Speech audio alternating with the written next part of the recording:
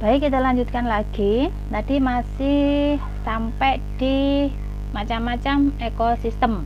Ada ekosistem alami dengan ekosistem buatan berdasarkan proses terjadinya.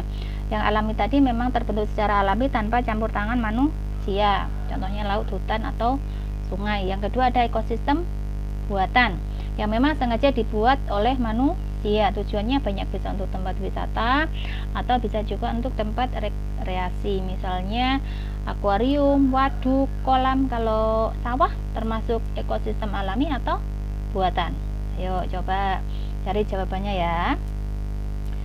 Kemudian yang berikutnya, berdasarkan habitatnya, ekosistem dibedakan jadi dua golongan, yaitu ekosistem darat atau terestrial, misalnya padang rumput, hutan, gurun, atau tundra.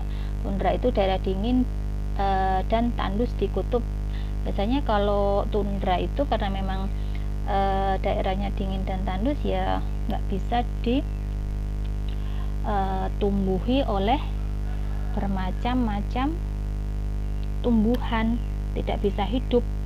Biasanya yang hidup itu kayak lumut, karena lumut itu memang habitatnya di tempat yang lembab atau dingin-dingin, itu kan termasuk lembab ya.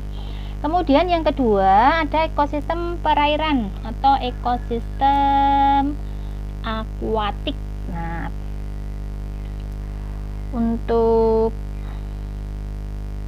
ekosistem akuatiknya dibedakan berdasarkan kadar garamnya. Ada 3.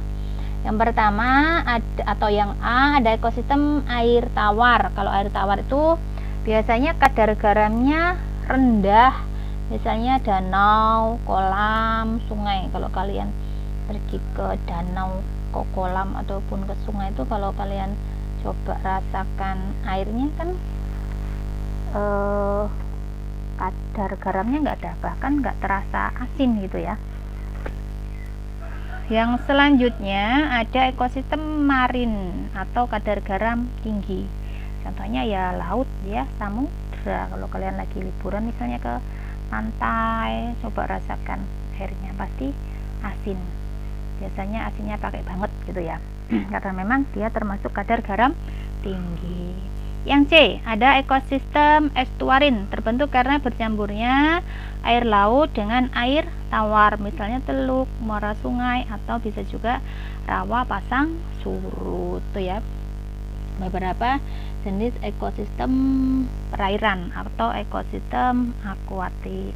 Bisa ya dipahami sampai sini? Kalau ada hal-hal yang belum jelas, yang belum paham, kalau mau ditanyakan boleh lewat forum di Google Classroom, atau bisa WA ke ibu apa yang mau ditanyakan.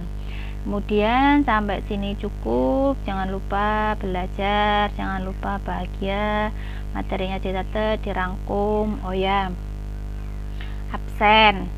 Ibu kemarin sudah rekap untuk absen pertemuan 1 dengan pertemuan kedua.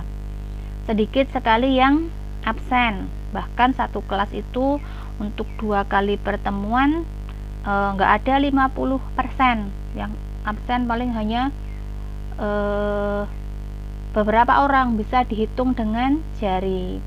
Absennya ya sebelum buka Classroom, absen terlebih dahulu, karena itu untuk mengetahui tingkat kehadiran kalian di proses pembelajaran daring. Nanti kalau nggak pernah absen, gimana ibu mau ngelihat nilai sikap kalian? Tuh ya. Sampai sini pertemuan kita yang ketiga dipelajari. Insyaallah bertemu lagi pada pertemuan berikutnya. Assalamualaikum warahmatullahi wabarakatuh.